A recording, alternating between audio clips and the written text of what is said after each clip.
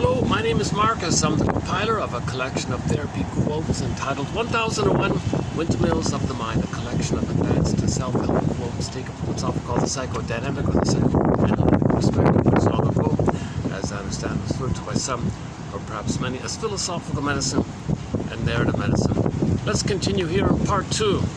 I was just at the end of part 1, a little tech glitch with my phone or the wind. I'm not sure what's going on, but my phone just suddenly cut out.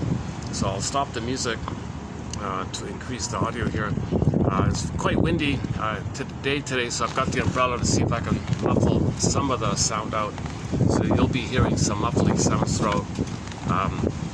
So in this preview of 3303, so in this video I want to preview a quote by a guy named Edgar Levinson, who just passed away a couple of months ago, March of 2026. We're posting this in June of 26. Lived to be 101 years old. I just found out about the guy.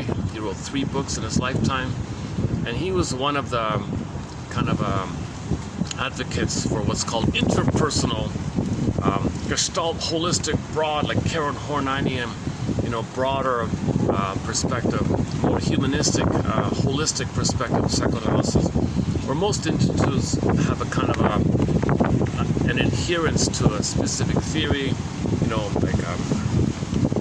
like the Masterson Institute. They'd probably follow Masterson's approach, or the traditional stuff. Kohut would have his model, Adler would have his model, and Mr. Jung would have his model. These guys, they draw on everything. They're very eclectic like that. And Joseph Barnett was a follower of it, and we discussed his work recently. And a guy named Philip Bromberg was also a follower of it. And we discussed Philip Bromberg's trilogy as well. So he's got 3 books on disassociation, symptom of trauma, standing in the spaces. So there's you gotta stand in the gap between apprehension and comprehension. Like you're afraid to know. You gotta link things. So you gotta link. Standing in the gaps means you want to make links and bridge what you know in your body and put it into words and express it and understand and comprehend it consciously. So things are fragmented in trauma.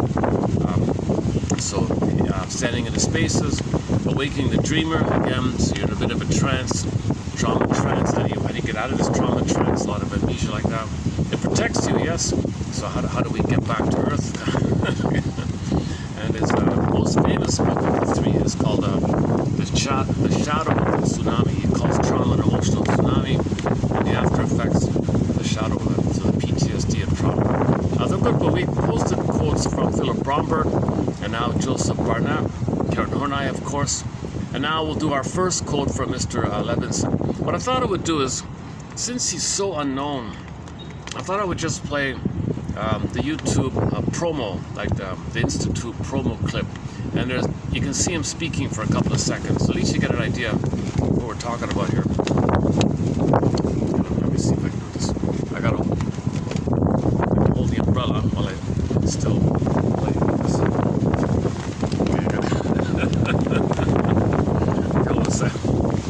Let's try it this way. Okay, you're gonna see. So I want to just show you who I'm talking about here. So this guy here, you're gonna see, wrote an article.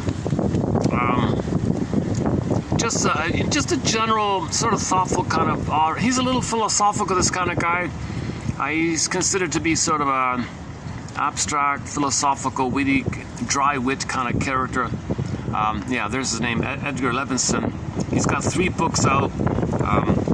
So let's just play the clip here first. Let me start from the beginning. It opens up with Philip Bromberg. So this clip is a promotion clip for the institute called the William Allenson Institute. But it's interpersonal psychoanalysis. So so the main focus here is not only. So he says it in the clip there. He says there's no specific dogma, must do this or must do that, because they want to be more inclusive and more holistic about people. So they focus a lot on the influence of people being victimized by the plunder system. So they consider that the reality that people are affected if their country is pillaged and plundered, they're going to have effects by it. That's going to affect their personality. So there's two things going on. The trauma with your mother in the nursery, and the trauma when your country is plundered, basically, and how that country coped, and how they coped with it, basically. And you come from that coping style from the place that was plundered, kept down by the plunder system, and then the individual specific trauma with the mother. Now the mother's going to be affected by the plunder system. That'll affect the psychology. So there's a real link between what we create on the outside based on personal trauma. The personal trauma, we don't know our personal trauma, so we tend to create it outwardly to know it, but it reinforces it. So the sociological is a reflection, as above, so below, of the intrapsychic. So they have a broader, holistic approach to look at people. So they look at people, number one, basic 101, for Pete's sakes, Paul C. Hollinger's book. All babies were born with the same kind of developmental need to attach, the same affects to signal whether the needs are not met. All babies show the same emotions. All babies, they walk at this roughly the same time, talk roughly at the same time, cry at the same. We're all one family, Earth family, human family, right? There's trivial biological variations due to trauma and environmental factors and how people respond to trauma. So they have a broader focus on how the sociological, environmental surroundings you grew up and how that affects you personally, and your primary trauma with your mother in the nursery time. So they try to include both in a holistic approach. So the other institutes don't like that. It's too much. So they're tackling a broader kind of area. That's what Karen Horney's all about. And Philip Bromberg's a little bit in that area. And Joseph Barnett talks a lot about that. Joseph Barnett's like a medical doctor in a professional place. He said, but it's too limiting. And they end up just giving people pills. I don't want this. I want to understand things better. So he created his model. Joseph Barnett and his wife, Tess Forrest, discussed the recent videos here. Okay, let's just play the promo clip to this institute. So it's kind of sad because Bromberg and this Levinson guy they seem to be kind of leaders of it, and they both just passed away. So Philip Bromberg passed away maybe 5 years ago or something like that, and now this other guy, I didn't know about this Levinson guy, just passed away a couple of months ago. So let's play this promo clip. But it looks like they've got some young, upcoming people coming up the ranks. They seem kind of thoughtful, and they've embraced the spirit of interpersonal psychoanalysis, holistic psychoanalysis. So these younger ones coming up, you'll see in the clip there, they seem to they seem to embrace the spirit, and it'll continue, kind of there. And I saw one person's comment about their approach is that in psychoanalytic institutes, I bet you in the future, the only one that'll be around is this one here, the interpersonal one. You're too limiting. You're missing too much if you just think everything's about you and your mother and your family and the developmental trauma. You can address all that, but if you're conditioned deeply and you ignore other factors, I think that's what they're saying. Okay, anyway. Like I myself, I'm also limited. Like I also mainly focus on the personal, psychological, developmental. I also kind of follow Masterson a fair bit in developmental object relations theory, right? Developmental object relations theory. So the Marker Mahler development and the Fairbairn intrapsychic, and Masterson expands on it.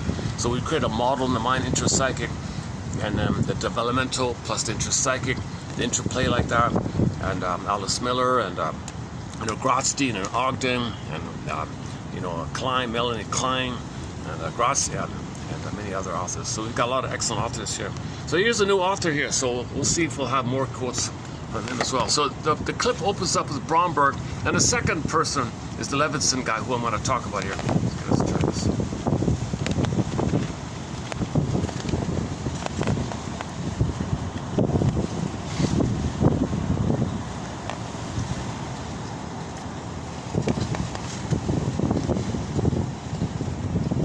Oh, hang on, what's going on? Oh, it helps. I started my training at White That's Philip Bromberg. in 1969, and I was a candidate for 4 years and graduated in 1973. And I always look back on those 4 years with really great fondness. Okay, here's Levinson. Here's the guy we're going to quote from today. A coherent body of positions, so people have drifted all the time. And you get people in white who are out Freudian, the Freudians. And you have people in white who are extremely interpersonal. And, you know, since there isn't what do you call it, and there really isn't a thought control committee, like you don't have to hew the line to graduate. Through our work with our patients, we're always learning and growing. Okay, And through our training, let me just leave it there. Those are the two key figures. The first guy was Philip Bromberg, we talked about already, and the second guy. So let's read his quote here from the second guy. He said, "Yeah, there's no committee that tells you must follow this, or you're not going to graduate. We won't give you a diploma if you."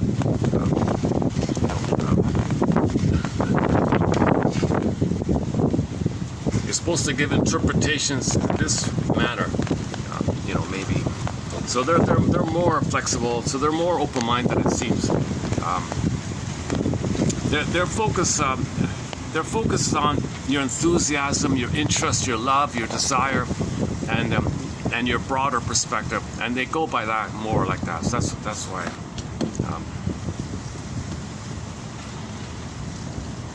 So the training is also very exciting and can really help you expand your own life in ways that are wonderful. We have something to offer, and we have something to offer that no other therapy, no other discipline has to offer, which is a kind of exploration of self that people have always valued in one way or another, and will continue to value.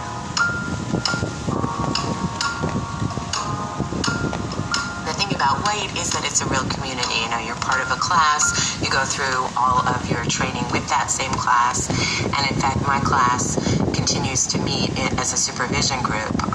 And so we started it as 8 people. We continue as 8 people. And it's really been a cohort. My experience was very positive. I had a class that got along very well. And I loved presenting clinical material to my class because they were so non-judgmental, and they got to know me, they got to know my patients, I got to know them, I knew their patients. So it's kind of like we went through the 4 years together, growing as clinicians and also getting to know each other's patients. The thing about the White Institute that I think always impressed me the most was that unlike just about every other psychoanalytic training institute that I'm aware of, it put the patient first, that is ahead of its theory. There's always been a focus here at the White Institute to look at the individual within the context of their family, their social group, their culture. The interpersonal point of view says that what happened between people from the beginning matters tremendously, shaping the outcome, and also that when somebody comes into therapy, what happens between the 2 participants in the room is a very important ingredient in shaping the course of the treatment. We have a wonderful clinic here at the White Institute. It's a part of the training that we can offer to our candidates that is really unique because it allows the candidates to start a practice while they're in training here. And it also allows them to work with all different kinds of patients because the clinic in a way is a microcosm of the melting pot of New York City. We get patients of all different ethnic backgrounds, all different racial backgrounds. We get people with money, we get people with no money. And so it gives our candidates an opportunity to work with all different kinds of patients. People are thinking and generating ideas, and they're excited about things and about talking. But conferences tend to be well attended. Journals get tons of articles, so that there's a sort of enthusiasm in the community, in the analytic community. The thing I look for most in evaluating a candidate. Okay, it goes on. That's about halfway in, right? I can't hold you. Hold your brother. Wow, this is the windiest I've ever done a video here. Yeah, check it out. Nice day. Otherwise, nice day, right? So,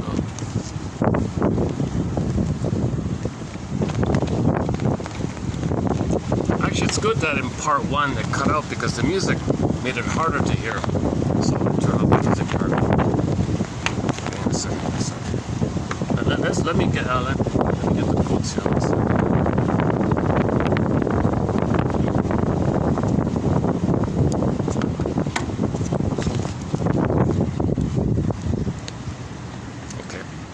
So this is one of the articles by that second speaker, the Levinson guy. He said there's no dogma at our institute. Now let me clarify, that was a promo sales trying to draw in students who want to be counselors. Come to our school, you can meet us, see what we're like, what our attitude is.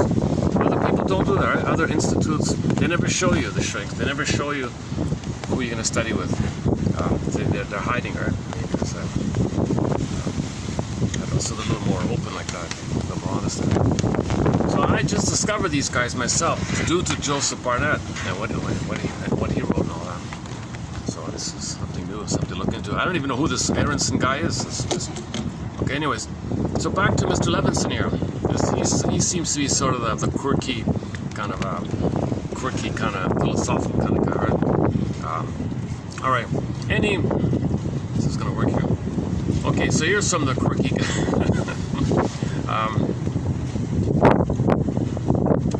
Okay, when you read this guy, he's kind of like a conversational. He's not very quotable because if you take something, there's always a context and a broader tone of his personal tone, his conversational style. So keep that in mind, that there's sort of a thread of a personality about him when he writes. So keep that in mind here. So if you take a random sentence out of context, you're like, oh, what the hell?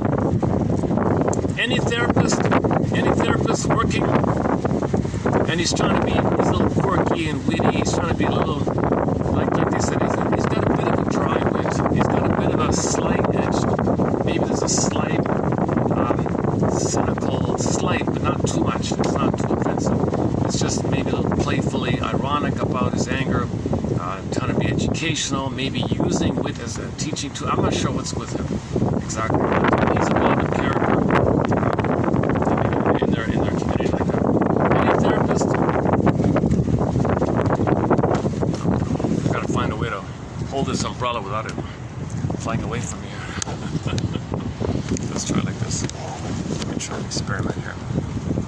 Can you still hear me okay? Jesus. Let's try like this. Let's try this way. Like this. Sorry about today's tech issue. Sorry about today's delivery here. My goodness. Yeah, yesterday was, how was yesterday? Oh, we got people coming in. Oh, hang on a second. Oh, I've got a group coming in here. Oh, gee, the whole group just warned me. Let me take it outside. Here outside.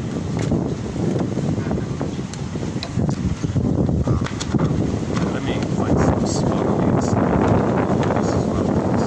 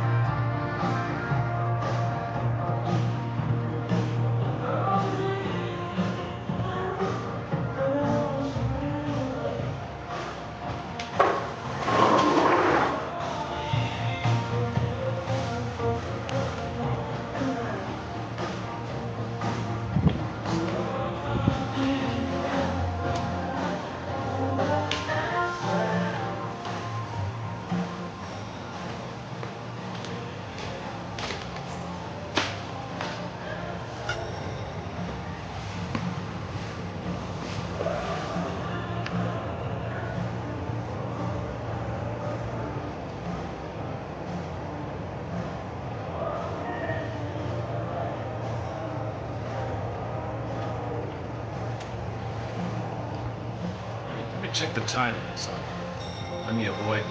It seems to be a regular that group. What is it? 3:10, right? So they come. So either I should come earlier or start later, kind of thing.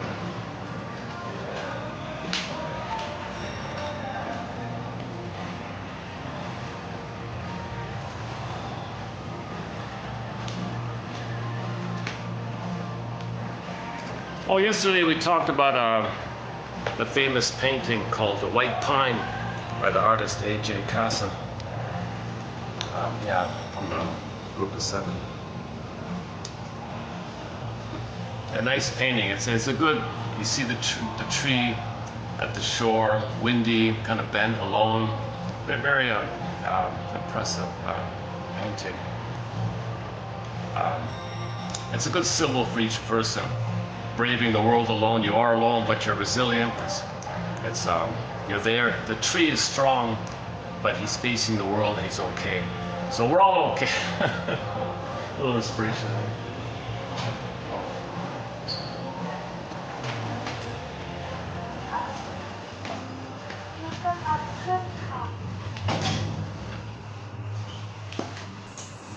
Let's see what the lobby's like. I haven't read the quote yet. Yeah. Once in a while I have one of these really choppy videos. Today's an example of this, where things, I gotta bounce around and